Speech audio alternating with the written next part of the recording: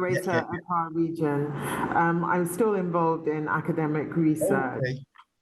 but I'm now Oh, more wonderful. in sort of the field of inclusion, which has lots of human rights implications. But I just want Of to course. make that clear, and I'll send you my Clarify that. updated CV. Not a problem. That is absolutely wonderful. Thank you for obviously clarifying these aspects Okay. for us. And so it's a great opportunity, obviously, with this sort of research, speaking to somebody, across the other side of the globe, in the global south in Ghana. And so I think that is probably enough introduction there. So we're gonna probably just go straight into the questions. And I suppose I did send you a sort of a revised version of it, the rather shorter version. I don't know what you have. Is it a 10 question or a 7 question one? I think I'm not sure that Alberta shared it with me, so if you Okay, wouldn't mind, that's just fine. yeah, that's fine. We're good. We're good. We're good. So basically, going on straight to the questions. So in our question one, we're saying, do you think there is the need for an alternative economic model to the dominant neoliberal free market capitalist system? In short, yes, I do, absolutely, because um, the consequences of the existing economic model have resulted in such severe disparities among various sections of the population, and not just disparities, but severe inequalities and detrimental effects. So this suggests that, we need an alternative system if we believe that um, as human beings, we have a fundamental right to some basics, um, such as in access and entitlement to healthcare, education, sanitation, and so on. If we're starting from that assumption, then the existing um, paradigm doesn't work. If we're not starting from that assumption, and we feel it's perfectly okay for such disparities to exist, that there should be bottom feeders in every society, then Yes. then it's fine. And if we are among those who are benefiting from the existing paradigm, then we may not wish it to change. However, from my perspective, where I see the consequences for children who, and for adults actually, who have neurological issues, who have other medical issues and cannot access affordable healthcare, specialist education, and are marginalized and sometimes lose their lives because of it, then I would argue strongly for a different paradigm. Right. And so I am probably assuming that obviously being in Ghana and in terms of what you're currently doing, working with children, developing children and stuff, you must really see these sort of problems, real problems on the ground. Yes, exactly. Okay. So we recently did an outreach in one of the regions outside of the capital city. So I took about 21 therapists, physiotherapists, speech and language therapists, occupational therapists, etc., to work with poor and marginalized communities. And basically, these people, most of them don't have jobs. There's no employment opportunities. A lot of the people are traders. They're no welfare state. There's no welfare state. Where we apparently have free education here, but it's not accessible to anyone who Yes. has an additional need. So, the state won't provide support assistance for a child with cerebral palsy to be able to go to school. There's no provision for wheelchairs or anything like that. So you have mothers who, they're typically single mothers because they're abandoned by their fathers, their husbands, as soon as they produce a disabled child. So they have these disabled children and they carry them on their backs. And then they carry, they're selling water or something on their heads in the baking I'm sun. begging. And that is the life. Yes. And they haven't got a hope in hell of getting any therapy services because there are none. The government won't even, I mean, I was training therapists, but having trained therapists, I mean, we've got about 60 speech and language therapists. We've got a population of 30 million, over 30 million. We've got 60 speech therapists. So that's a ratio of like 1 to 500,000, right? And the government said, yeah, we need speech therapists. So we've trained them, and the government isn't producing any jobs. So these Yes. regions where they are in desperate, there are no government services. So I don't know whether that gives you an insight into just one segment of society where, because these things haven't been properly thought about, people are just having to fend for themselves. What a tragedy. Yeah, so that is a real problem. I mean, the interesting thing is that obviously a nation like Ghana, they've been out there, they've signed most of the international human rights treaties, they've signed it, to say that they will do things. So, for example, Ghana is a signatory. They basically sign and ratify the International Covenant on Economic, Social, and Cultural Rights, which obviously looks at your right to health, your right to education, your right to housing, your right to food and water. And so you have these sort of on the sort of international scene, we seem to be doing something, but in reality, when you get on the ground, obviously you hear things like, oh, free education in Ghana. That was a big deal. Obviously, this is the Akufo-Addo government. There was a lot of talk about this free education, but in reality, accessing it, using it on the ground is not really working. Yeah, I think It was interesting. In one of the interviews that I had,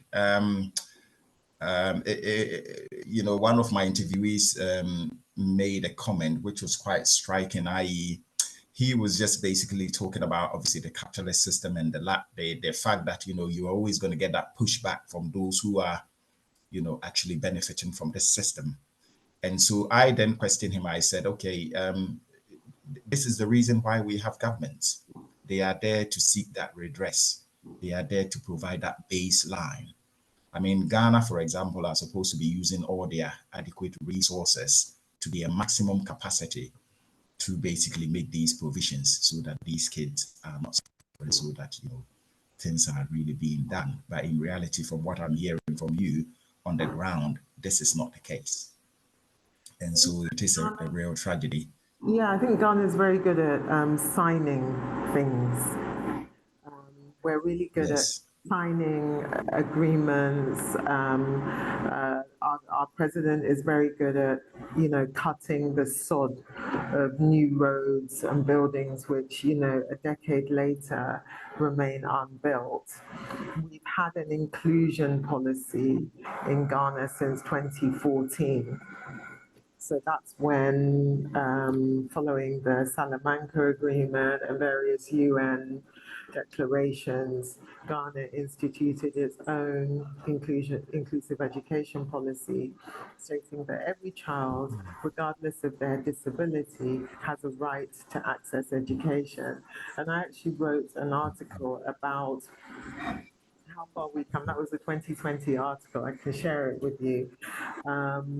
Oh, okay, that would be fantastic. It would be Yeah, great. looking at all the loopholes, all the things that, we were still grappling with following all of this, this policy.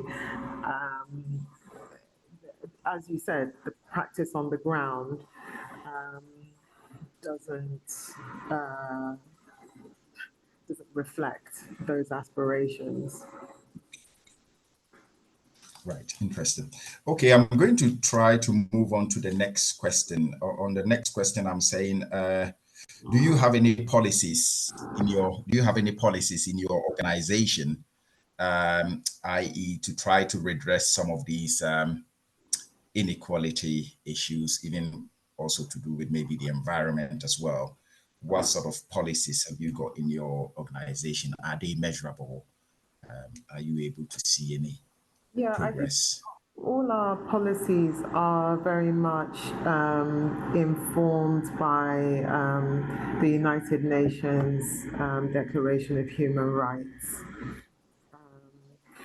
And specifically, we in our title in the organization, we have the title inclusion, right? So we are Multi Kids Yes. Inclusive Academy, and that is an absolute declaration of where we stand. So we have an inclusion policy whereby we are committed to facilitating the inclusion of children who might not otherwise get access to education in the current climate. So children because of physical disability, because of maybe psychological disorder, maybe because of a developmental disorder like autism, maybe because they are deaf, recognizing their human rights, their fundamental human right to education. And sorry, let me just a second. Somebody. It's okay. No problem.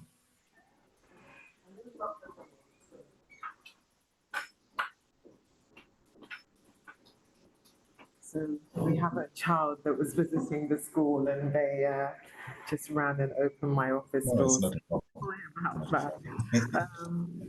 Yeah. So It's good. there's that that Yeah, commitment to the inclusion stuff. everyone has the right to participate, right? Regardless. That's a fundamental aspect of the Declaration of Human Rights, participation, access, recognition that we are all equal, although we are made differently, right? But we are equal, I want to say as a Christian, equal in the eyes of God, but taking God out of the frame, we are all fundamentally equal. We're human beings. Yes. We are equal as human beings, although we are different. This doesn't Correct. take away from the fact that there are fundamental differences in the types of children that we Absolutely. work with, right? And then but these differences do not take away their right to be included, to have a place in society, right? So, and we are absolutely we're promoting anti-discriminatory practice. We also promote ways of facilitating social interaction, understanding between members of the wider community about these children. So we do a lot of advocacy work that's enshrined in what we do. And what else can I say? We also, apart from having an inclusive policy in relation to the population of children that we work with, we also have it in relation to our staff. So in the past, we've had a Mandela Rhodes Foundation scholar who was Okay. blind and was Okay. came here as part of that Mandela Rhodes thing for a year. Currently, we have two members of staff who are deaf. So we employ, Okay, that's pretty good. yeah, so we employ teachers who are also signers. So they use Ghanaian sign Yes. language, but they can, so they can interpret for the deaf teachers as they are teaching, Yes. you know, and when we hold meetings, then our sign language interpreters will maybe interpret what I'm saying for the teachers. So this Yes. is taking inclusion to a whole nother level because for an employer, a lot of employers say, yeah, we're all about, we support disabled people. Okay, so how many disabled people do you employ? Have you employed? Yeah, That's that's right. what they say. How many have you actually employed? Show us how inclusive you are beyond maybe employing females, employing members of the LGBTQ. Like, how far do you go? Have you got people with disabilities? We used to have one of our head of administration was physically disabled, so he was in a wheelchair. So we have ramps Yes.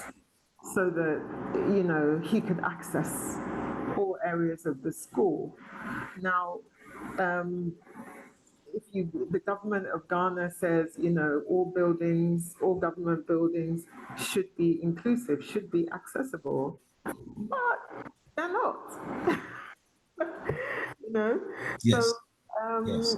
I think that just highlighting those two things, the population of children, the policies that we have, the advocacy that we do in the wider community, and the fact that we also employ staff who are themselves disabled, so that we want to show what is possible, that it is possible. Yes, yes, yes. And so this is quite this is so obviously interesting, and you can see that the problem is huge. It's a huge problem, but it seems to me that obviously for yourself and your organization, you are doing your bit in the corner where you are, obviously to try and put these things into perspective. I in relations to the problems that actually confronts you. And so it is quite a good thing that you're doing, i.e. bringing in these people, disabled people, as teachers and basically workers within your organization, because even if you think about relationships, they will have a much better relationship and probably a deeper understanding of the problems, obviously, with the disabled children in your school. And so, in a way, your obviously the support that you're giving them in your organization, do they come in a form like some sort of maybe a scholarship, a school fees waiver? Do you have organizations that are obviously considering that you're getting a lot of the sort of how should I say it? The framework is coming from the United Nations. Do you have some sort of support whereby, if a child, couldn't basically afford to have the necessary school fees or something, that you're able to link them to some sort of international organization that can then sponsor them? Or maybe, well, they could also be local organizations. Do you see these sort of things in your organization, or how does it really work? Thank you. So we offer fee concessions for children who can't afford the fees. We also run a community clinic on Wednesdays. So we invite parents from the communities across Accra to come and get access to free, physiotherapy or whatever service for their kids. That we used to get maybe 12, 15 families coming every Wednesday until I would say COVID. Then when COVID came, and then after COVID, Ghana had a economic crisis. We suffered hyperinflation, and the value Yes. of our currency decreased significantly against the dollar. Yes. Say before COVID, or Yes. let's say around 2020, 21, our rate was around 6 cedis to the dollar. And right now, Okay. we're about 13.7 cedis to the dollar. So as a result Wow. of this, petrol prices have gone up exponentially. And the price of public transport, which is not government sponsored, has gone up exponentially. So the consequence of this wider economic picture is that those poor families that were servicing the community, the community clinic, cannot afford the fare to come. Yes. Let alone come in to ask for any kind of help. They cannot even make it there. They can't afford to even get here to access the service. And we don't have funding to give them for their transportation. Yes. We have an NGO arm, which is called Multi Kids Africa. And we got Yeah. funding from the Department of International Development, as it was in those days, DFID. That was in 2019. We got a grant to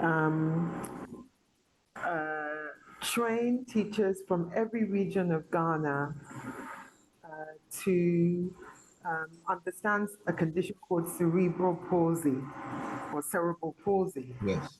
which is the most common developmental disorder in developing countries.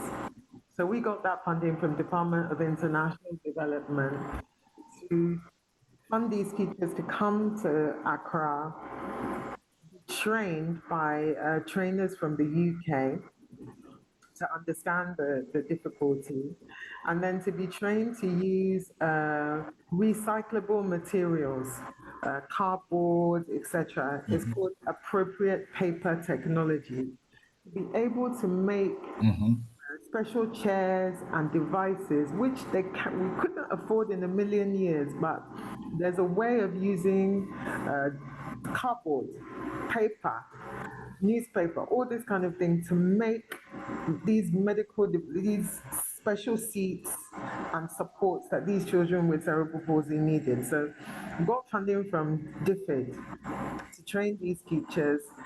So the idea would be that through being able to understand the disorder and make these devices, we could increase the inclusion of these disabled children in schools, in basic schools in Ghana, in the government sector. So that was where we have got external funding, right? Right. And and right now we are trying, we're looking for various funding for other projects. We've got another cerebral palsy project with an NGO called Cerebral Palsy Africa, and we're doing a lot of work with ex-refugee children from the Yes. Liberian crisis who have been resituated in Ghana. So, when you think of refugees, you forget that refugees bring all their problems with them. So if they have disabled children and they're having to flee from, a war zone, They're going to bring those disabled kids with them. And then when they come, what do Correct. they do? So when the Liberian crisis happened, and there was that influx into the refugee camps in Ghana, a whole community of families with disabled children set up a center for themselves to be able to support each other with their disabled children. So we provide services to those, I want to say, former We sort refugees. of Exactly. Um, so while we support children who come into our school, we have the community clinic. We've done these projects with the Department for International Development, that's UK, and then now with this other NGO working with these refugees and other communities.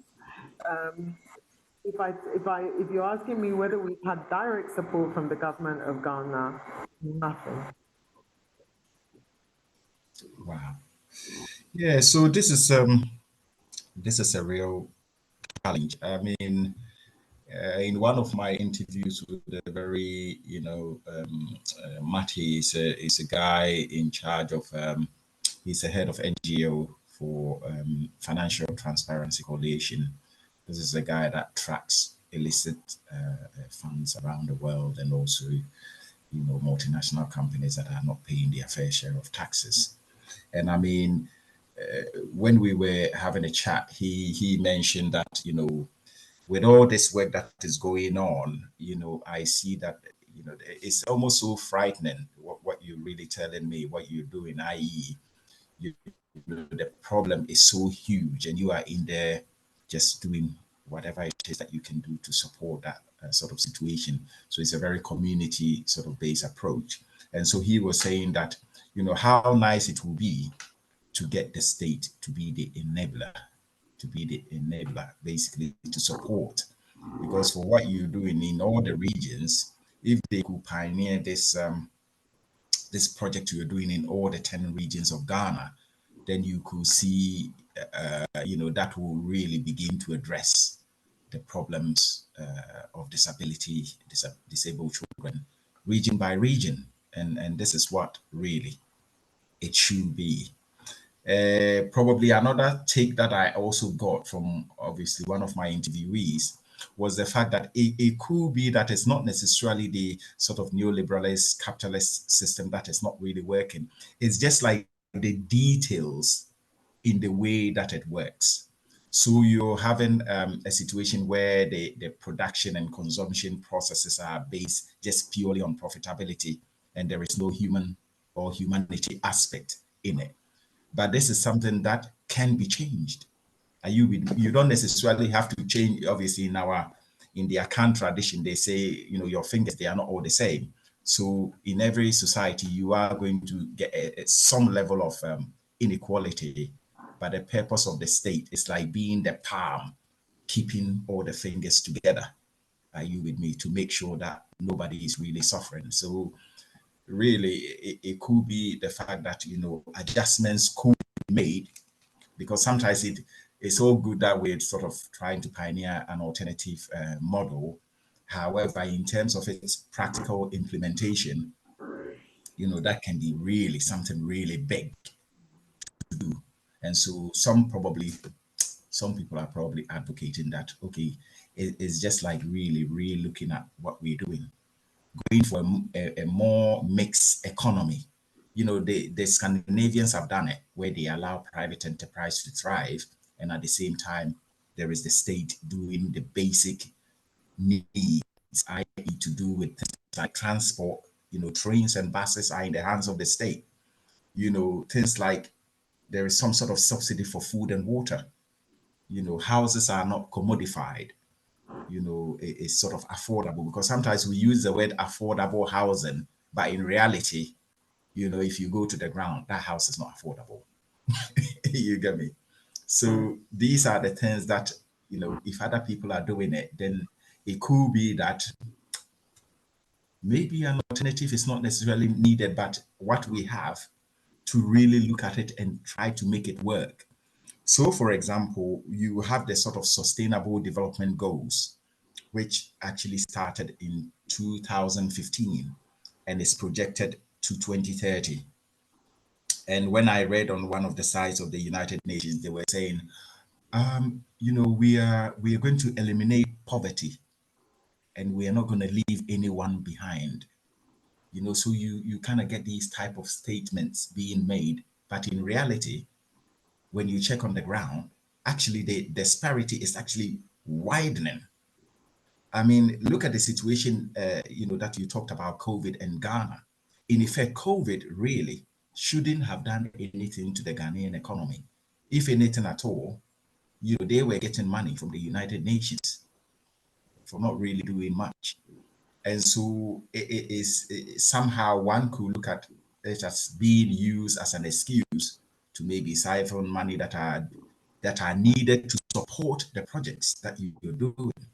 They're probably getting the support from the international sources, from the UN are probably, or maybe the World Bank or IMF are probably allocating some money. That needs to come down to what you're doing and to actually expand it region by region. And so you could see that it is just the details, monitoring, ensuring that what is allocated for something is actually used for that thing. So these are probably some of the problems within the system that is not really making it work. But honestly, the thing about COVID and how the monies, the rates are running away, it means that the economy is not really doing what it's supposed to be doing. And if you don't produce anything, any item that you have is going to cost twice as much. Are you with me? If the government is not getting involved in some sort of state farming to Even more than support. twice. Even more than twice, because let's say something like gari, which is a food Yes, that is made from a staple food, cassava. Uh, cassava. and that would be, let's say, the poor man's food. Poor man's food, Yes, right? And in 2020, you could get a big bowl of cassava. And by bowl, I want to say like maybe enough to fill a gallon, right? What's a gallon? yes, Yeah, for yeah, 6 cities. So let's say one hmm dollar, right? yes, Right? So the poorest hmm person could buy a bowl of gari, and then maybe they here we eat it with tomato like chili sauce, and then maybe fish. yeah, So yes. if you're a subsistence farmer or something, or a trader, worst case scenario, gari, or You something want to have called your Gary. yeah, or something called banku, which is made with cassava dough and corn dough, Yeah, and yeah. then you make it into a kind of I don't know how to call it, like a dough substance, and then A you eat it. dough, sort of Yeah. roundish. Uh-huh. So those days you could buy one little like this of cassava dough, one Yeah. cedi, another one of hmm maize, this in corn dough for one cedi. So that maybe could feed a hmm family of 4 or 6. Right now, those Okay. things are like 7 cedis, Wow. 10 Okay. cedis. Wow. So you're not talking just double. That. Yeah, No, exponential, exponential. this is And not normal. Gary is Yeah. now like 18, 22 cities per. What? That used to be, yes. So the food that was poor man's food is now, another poor It's food. now a rich man's food. Now we have another food called kenke, which is made from fermented corn, and that used to get a nice big kenke bowl of kenke for one cedi, or an extra big one for one cedi, 50 pesos, and now it's 5 cedis, 4 cedis. And so you can't go and buy a meal of kenke with fish for less than really let's say 12, 15 cities. Whereas in the past, you could get your fish and your kenke for 3 cities in total. Okay. So Right. everything So this is a serious. is very, very, very This is, serious. And so the state, when you talk about Sweden, that example you gave of one of your participants talking about Sweden, see here in Ghana, you have a situation where I would say a lot of people are disenfranchised because most people are out of the let's say the the government sector. They're not really counted. Like they're not in jobs. They're not paying taxes. You know what I mean? They are doing their little petty trading. So how does the state reach such people? Whereas in Sweden, yeah, the nearest that we've gone to that is the National Health Insurance Scheme that Ghana okay. set up, I think, 10, 15 years ago, which has managed to gather some people into the system. They pay a nominal amount and they can access a basic level of healthcare. Of health service. Okay. Yes, health Okay. services, basic. But technically, even you go and if you have anything that is a little bit above, they won't even treat you unless you bring the money.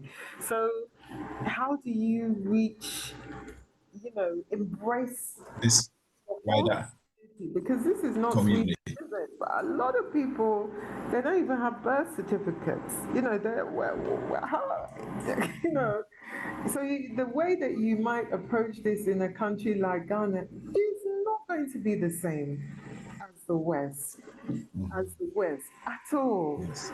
In our traditional Ghanaian societies, we have a devolved system, if you like, which is Okay.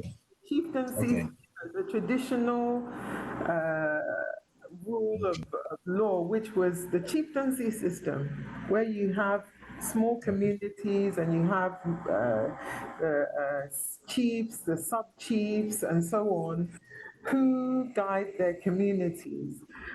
It's only through Okay. colonialism that we've adopted this current neoliberal system, but that's not how System. it Okay. works in this part of the world traditionally. Okay.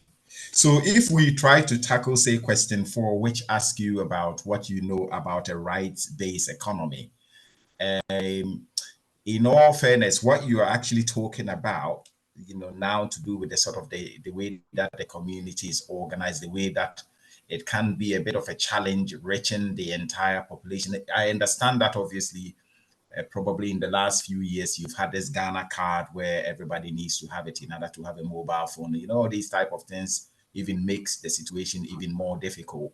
But now that they have this type of a system where people need to have these Ghana cards to have their phones, it's probably maybe a little bit of a way forward in trying to have a situation where you can sort of mobilize people under that sort of umbrella, if you see what I mean, because these cards will be computerized. It will be, and so you can then use that as your link to access the population, if you see what I mean. Yes. And so, just to ask that basic question, your own awareness of what a right-based economy might look like. I may probably feel in a bit on what you just said, obviously about the change, Yeah. but I just want to I hear just from want you to on add question to that. 4, what you All I what would you're say to thinking. that is that a rights-based economy requires that students know, not students, sorry, the population, members of the population know that there are such things as rights, rights, you know, because the rights-based economy implies the participation of all members of the society, right? And first of all, there has to be some level of education and awareness among that very population that there are human rights and they have a right to be part and to have their voices heard. Now, so without that, you can't have a human rights based like system. And I would say that part of the issue in Ghana is a big proportion of the population doesn't even recognize that they have rights.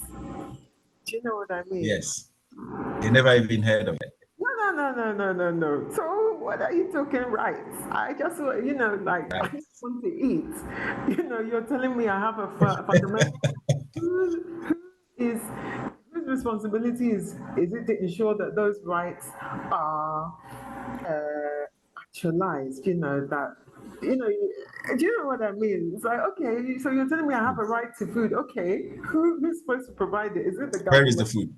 Where's the food? Yeah, it's where is the food? Okay. So, Right. um, Anyway, just to share a bit of light on that. So basically, the concept of a right-based economy is all about organizing the production and the consumption, obviously, systems of, you can look at it from a global perspective or on a national perspective, in making that decision of, the production and consumption systems designed in such a way that it takes care of the needs, the human needs of current and future generations. So it's just that sort of extraction, that excessive extraction without actually due consideration to the planetary boundaries, you see. So, the right-based economy is trying to say, okay, let's be very calculated in the way that we're doing things to kind of slow down a little bit, to bring in the people and satisfy their needs now, but in the same way, looking at the planetary limitations in the way that we are organizing obviously the consumption and the production, because what we have now is just basically based on profits. It's just profit. Even in what you do, the sort of light that you shared on, people are not even thinking about rights. People are thinking about food. What am I going to eat today? Don't tell me about rights. Just give me some food, and then we can get moving. One of the guys that I said I interviewed, he also had something on that take. He was basically trying to say that in any sort of community or in any system, when there is more than enough resources, people are sensible. People start to talk about, let's make it fair, let's organize it. But when there is a threat, this is when you start to see this sort of hyper greed, and people don't think about anybody except for what they can, maybe get and put in their corner, and forget about the community, And so you're probably seeing a little bit of that survival of the fittest kind of idea. Probably on my next question, so what would you prefer and why? An economic model based on satisfying human needs, and one that is based on the accumulation of profits and GDP as the measure? I would say that I prefer the former, the one that's based on human rights. But I would say Human that needs. the questions that I have is um, how do we reach consensus about what that should look like? How who decides what Uh, who mechanisms we decides? Yeah, see, right? Who yeah, decide yeah. what Who are, decides? how do we decide what the planetary limitations are? I like the idea that we have some kind of central mechanism that is non is multinational, which doesn't have, as you say, any national or regional borders. Um,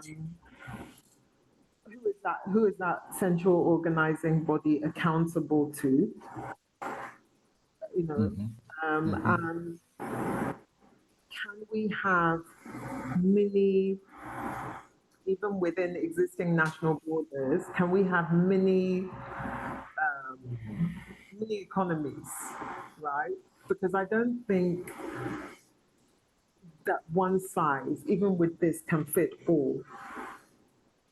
mean, I think I like the Correct. idea, but I think there needs to be flexibility built into the system because we are different. And those Okay. differences should be celebrated, you know. I mean, we are, Diversity, so the I like diversity. the idea of mini, you know, some kind of general principle that we are all on this planet. Yes, we have some fundamental values that we all, yes, subscribe to, fine, and that we combine the resources for the good of humanity. So that would mean disassembling the reach of these multinational corporations. I mean, it's a massive, massive concept, you know, if you're really looking at the implications of it. Um, It's huge.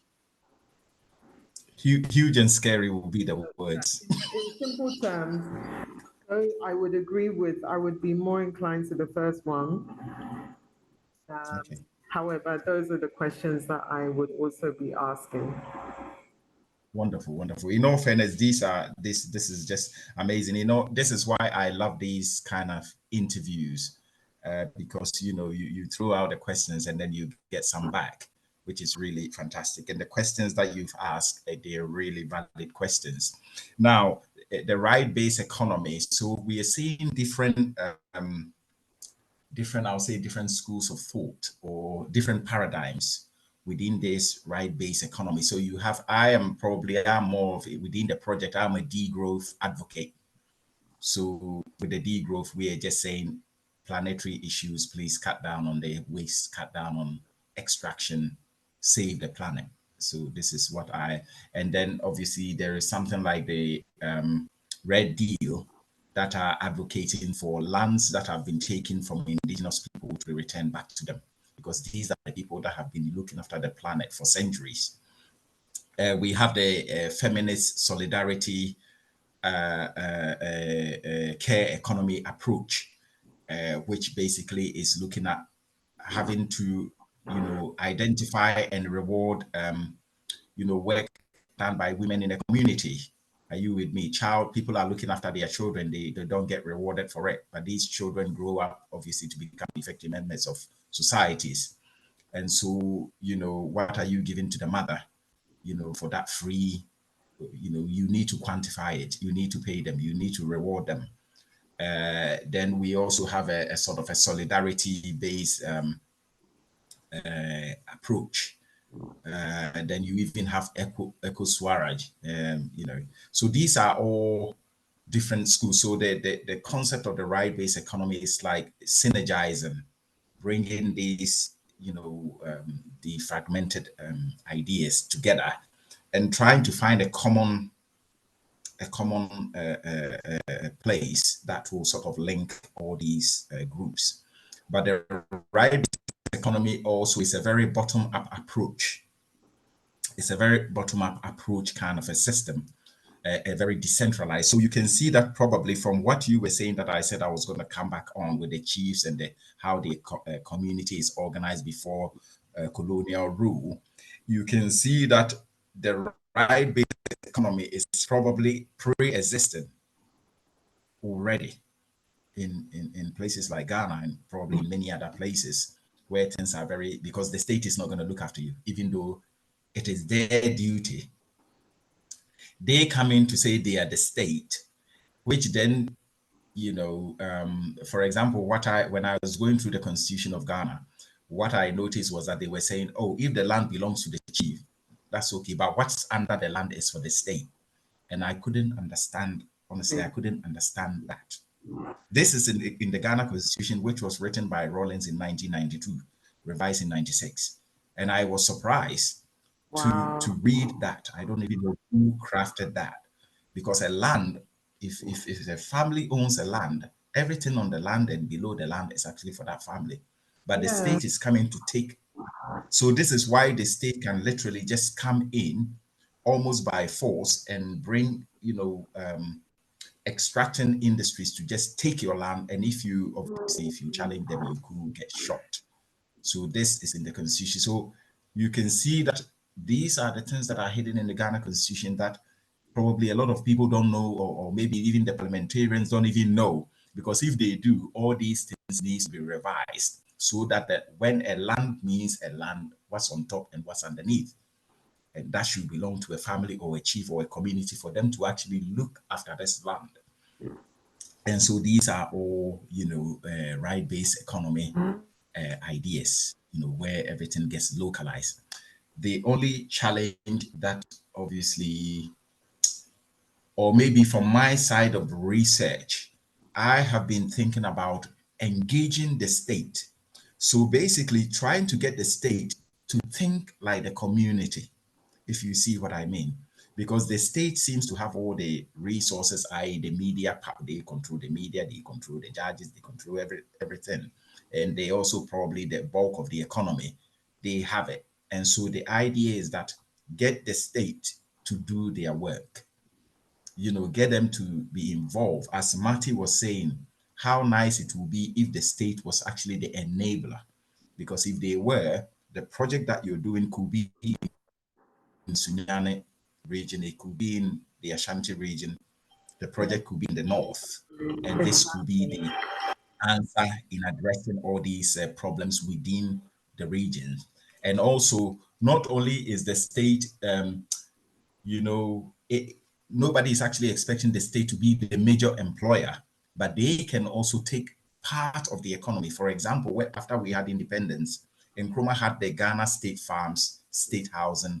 The state can also take some sort of responsibility in providing the basic needs of it. So I'm actually looking at not only a bottom-up approach, but also a top-bottom approach, a mixed system that can really make it work. So maybe, and obviously celebrating that diversity and making ourselves very accountable.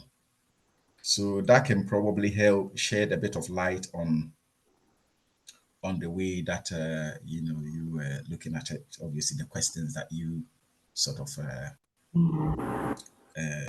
said.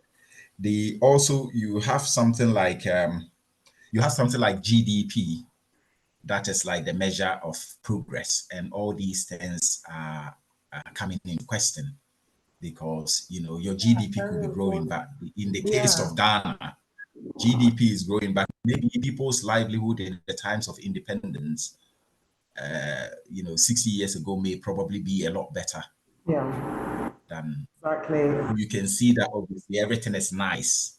Are you with me? So for example, I couldn't look at you as the average Ghanaian, obviously for the position and your experience in life. We could say that yourself and myself are probably a beneficiary of this system. But at the same time, we understand how bad things can be on the ground.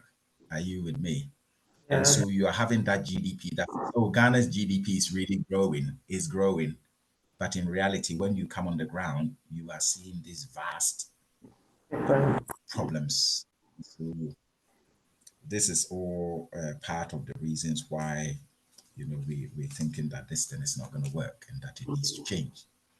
The next question, I don't know, I'm going to ask you, obviously, considering that your description was actually indicating that the economy is very informal, and you have people that are doing stuff that are not necessarily quantifiable. And so this question was about questioning about work, obviously sort of working shorter working week, shorter working hours, work-life balance, universal basic income, and universal basic services. It's a bit of a loaded one, but anything that you want to basically expand on. Yeah, it is basically trying to gather your thoughts, on a system that has shorter working week, and then also looking at shorter working hours in a day, looking at work-life balance, universal basic income, and universal basic services. So it's just to gather some of your thoughts on these points. They don't necessarily have to come in any kind of order. But Thank you very much. My understanding from studying economic history, manufacturing history, is that we had the capacity in the 20th century, in the first half of the 20th century, to reduce our working week to 3 days. However, because consumption has been artificially inflated in order to keep generating profits for various companies, um, that hasn't happened, right? So, because the interest of these multinationals is that we continue to consume and continue to generate profits. Otherwise, yes, that ends, right? So this is completely artificial. So by moving to a rights-based economy, economy. we would automatically reset to Yes, actually what is needed in order to yeah, meet our needs, our fundamental needs around health, well-being, a lot of the things that we now, I want to say, sacrifice our lives to towards getting, are actually not needs, they're not necessities. They're yes, just created wants, right? yes. So Created ones. I like that. created wants, yeah. So Yeah. if we actually are going back to what we all collectively need to be well, healthy, thriving, right? Then we're going to cut through a lot of this. We're going to cut through a Yes, lot of these artificially yes. created consumption trends and go back to, Yes. I hate saying go back to basics because it sounds like Tony Blair or the Conservative, which UK party was what? Yes. I remember maybe it was John Major, back to basics, some nonsense. Yeah. You know, Yeah. I don't Yeah. want Yeah. to associate that with him. Um, Yes. He's a nice man. but yeah, but from a personal This is point of me trying to be funny here. Johnny, he's a great guy. Yeah. Yeah. yeah, so mind you, Yeah. now he's a member of the Queen's Privy Council. Yes. You know, I don't even want to go there where what that the implications are. But anyway, Yeah. so uh, I So think consumerism. yeah, I think we could reconfigure it and flip it so we have Yes. 2 days of work, 5 days of self-development, and if we had that, I mean, it's dangerous because we would start having time to question a lot of things. And so Yes. actually for the current status quo, the busier we are, the better, because it doesn't give us time to You think don't and ask any questions. to You have just do these it. conversations about actually, is there another way? I mean, who has time to ask that? Because you're too busy trying to figure out how you're going to pay your mortgage that's gone up by, you know, So much. percentage It's a point trap. in 1 year. You haven't got time, you know. Wow. Wow. Wow. That's awesome. That's awesome. That's a great answer. I like that. I like that because it does make you think that even the system that we have, things can be done to it. It's just it's just that sort of accountability. I mean, fine. Probably I don't know if to use Rwanda as an example. In 1994, that country was a mess. Are you with me? Obviously, I hear that maybe there is some sort of dictatorial leadership with Paul Kagame, but he seems to have been able to sort of turn that country around and kept it under control. And probably, I mean, Ghana has had independence since 1957. and these guys are from 1994. You go to the country, you see how clean it is, how organized, how everybody is together. You think you are probably living in some other country that is not in Africa. From what I've seen from some of the video clips from Woody Maya, this YouTuber. He's been to Rwanda, and what you see there looks quite impressive. And so really it goes on to tell you that is in the case of, now I will say in the case everywhere, because before I would say in the case of Africa, you need leadership. But now, obviously on this side of the globe, things are not working. And you can see that it's leadership. It's probably remodeling rather than maybe changing the whole thing, bringing in that right-based economy as an idea. It's a bit like the effort they put in sustainable development goals for 2030. There's a lot of rhetoric, but the gap, the statistics are actually showing a widening gap. Yeah. So that means that you're talking a lot, but the thing is not really working. And so it's just about us maybe getting a little bit more serious and getting on the ground and saying, let's go for this profit thing, cut it out, and then now bring in the human needs, use the resources to the satisfaction of human needs. And it's not about, I think that sometimes maybe people in wealthy people may feel a bit threatened, but it's not about, as I say, the finger, they are not all the same size. And that is not the idea, but it's creating that hand that really holds all the fingers together. This is what probably we should be focusing on. So we will just go to the last. Okay, I'll listen to a bit of input from you. When I've looked into things like Congress and government, you often find that people move, there's a kind of revolving door between certain multinational companies and government.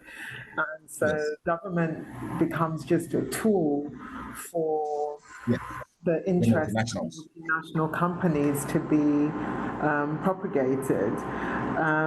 So actually government no longer appears to be there, of the people, for the people,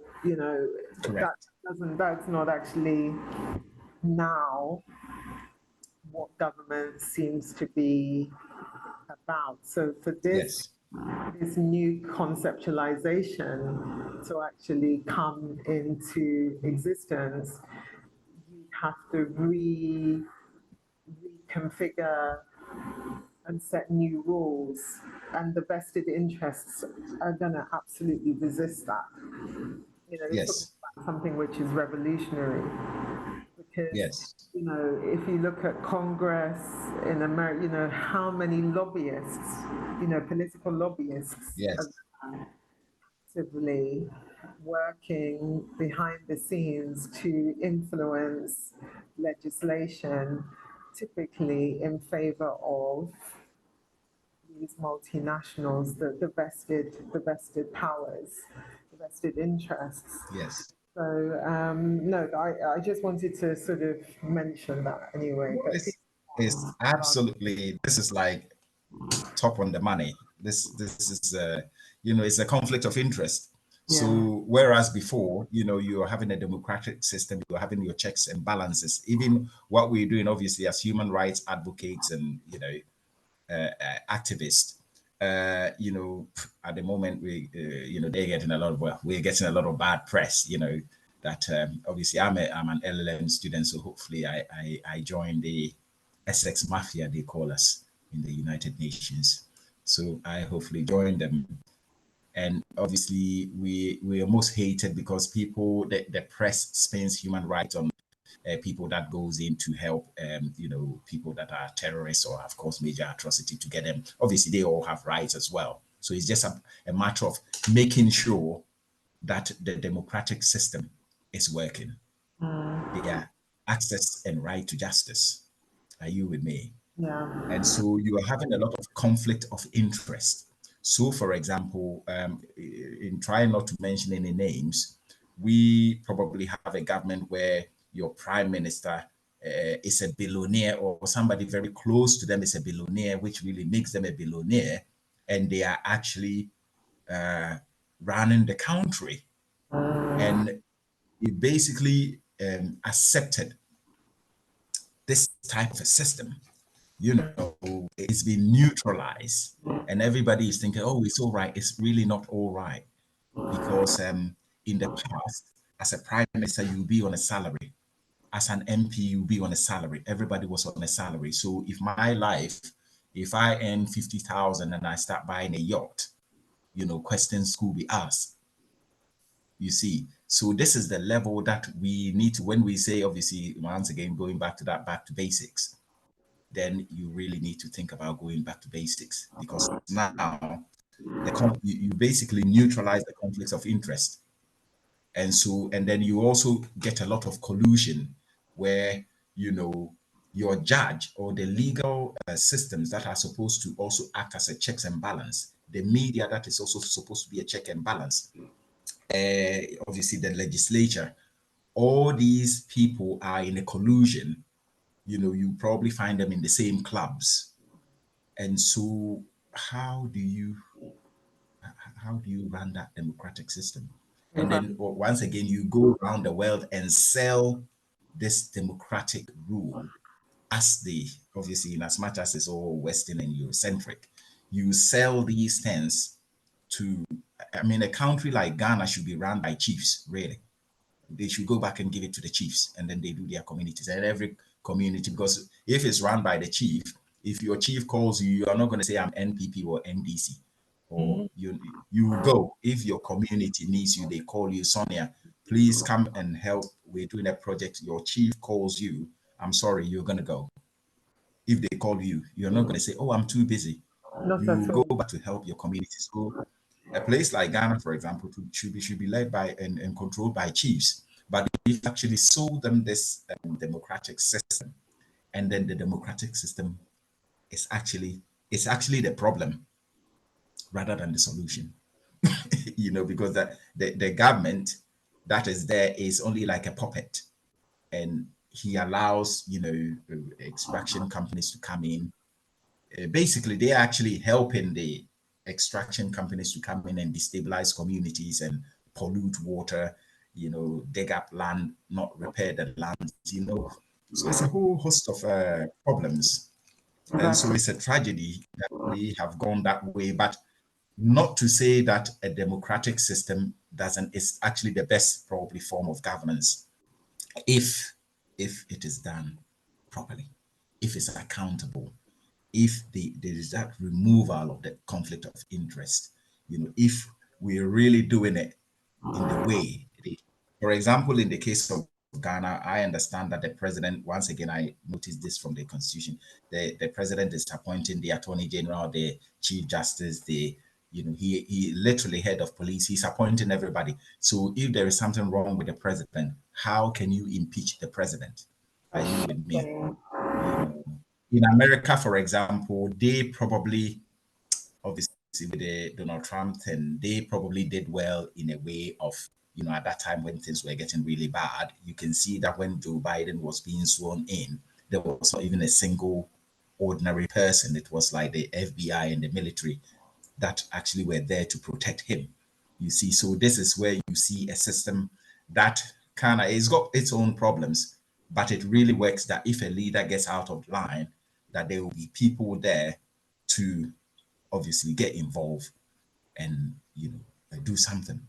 You know, so for example, if you look at the case of Ghana, where, you know, a ball of kinky that is costing you 6 cedi, you turn out the next day and that gari is about 18 cedi, you know, then you know that there is a major problem. So Mr. President needs to be held to account. Are you with me? Because he is the one that's taking all the stuff in the ground, you know, in the land.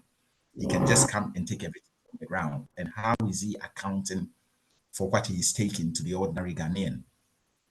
You see, so these are all. I'd love to see the Constitution. I'd love to see it if you can send me a soft copy, because what you said about the land and everything, I had no idea about. You had no idea. Most people don't. Yeah, most people. I don't know anybody that really knows much of these things. So yeah, definitely I will try and get you some information on that. So we are at this stage, we'll go to our last question so I can get you to go. I know you're a busy woman, you know, you've got to go and do your stuff. So my last question is about, basically I read this of Marty's, one of his NGO sites. So this is the Tax Justice Network. So you can probably look it up on the, Tax Justice Network. So they have a report, and the report says that as of November 2023, government are estimated to lose $4.8 trillion in the next decade, right? Through tax avoidance and tax evasion by the ultra rich and the wealthy, right? And so my question is, what do you think about this offshore shell companies? So these are companies that are in the Cayman Islands and Jersey and Guernsey. You know, these are these empty companies that they use to hide monies so that they are not really paying their fair share of taxes. Could this tax revenue be used to support the universal basic services?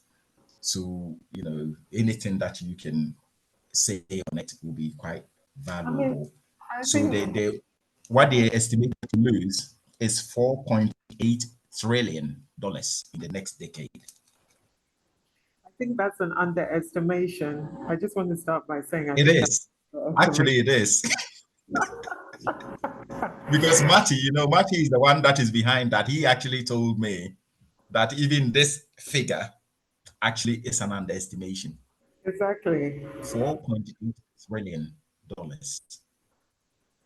Okay, so what I would say is, from a human rights perspective,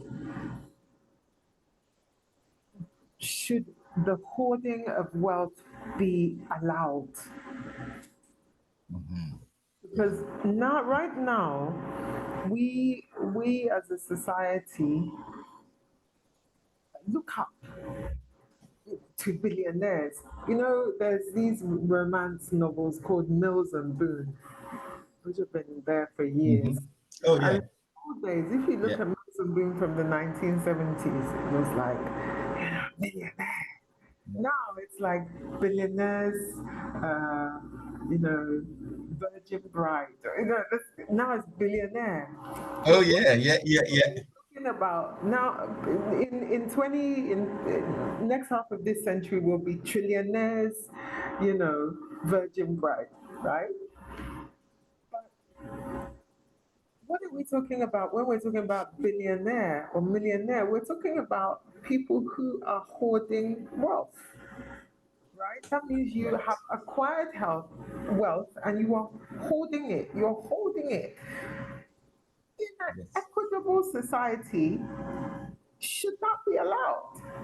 So if we're Yes. talking about tax havens, we are facilitating the hoarding of Correct. wealth, and that wealth has typically been acquired at the expense Expense of other of the human people. beings. Yes. So I would extend this question not just to tax havens, but to the hoarding of wealth, full stop. Because whereby you are allowed to retain wealth at my expense, that is not an equitable society, whether it's in a tax haven or anywhere. So, um, a society which allows that is not a fair society. So, um, that should be disbanded. But we as a society, we have to do so much work to undo those what we look up to in terms of status, what we aspire to. Because Yes. essentially we aspire to be hoarders of money. We go to school, Yes. we set up businesses in order that we can generate profits and hoard money. Because money gives us this false sense of security. Power. But Power. Power. yeah, but actually, the there's another way. I can't say I have those answers. Yes. That's what comes Yes. to Yes. mind in Yes. response to your question. Yeah. That's absolutely wonderful. I mean, it goes back to tell you, you still, when you start to look at those things, then you go back at once again, back to the democratic system, you go back to the conflict of interest, where if you have a prime minister who's a billionaire, I'm just going to say it, and then he will create laws or support the creation of laws that allow somebody to have a tax haven because it is just a law that you can just make it illegal. Are you with me? You can have a law that makes certain things illegal and it can call for accountability. It's just a law. But what it is that when you have that conflict of interest, then really the guy comes in, takes the power, create laws that actually works for him rather than the people that called him into power.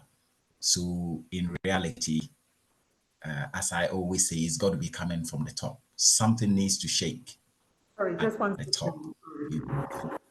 No problem.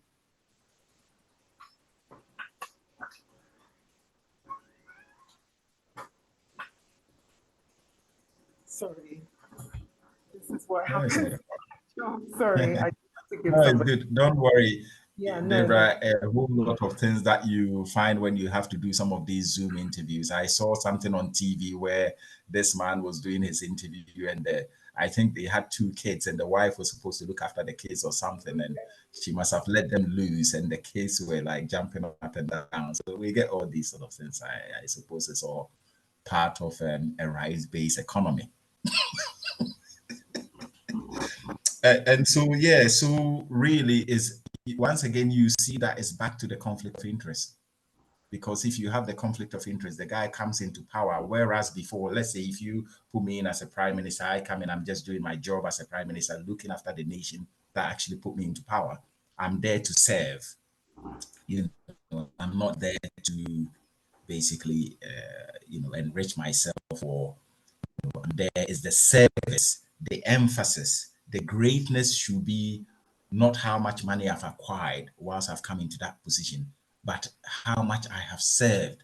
So it's just a matter of us regrouping, changing that narrative, changing that consumerism perspective.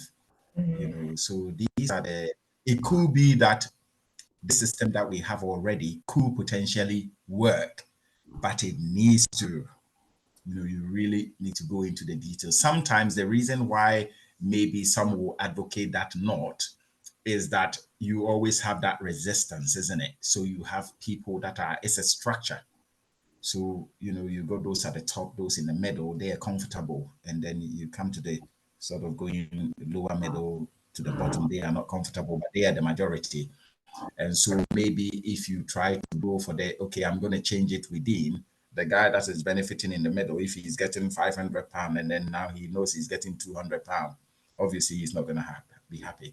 And so this is why maybe the rights-based economy, which maybe could come in as a more of a revolutionary concept, and obviously it's got to start at that sort of international level, the United Nations level, the way that they are pioneering sustainable development goals. And obviously, as you also said that in your organization, that you are getting your, this sort of equality, these sort of I'll say inequality issues and how it's redressed. It's actually in your organization and it's actually coming from the United Nations.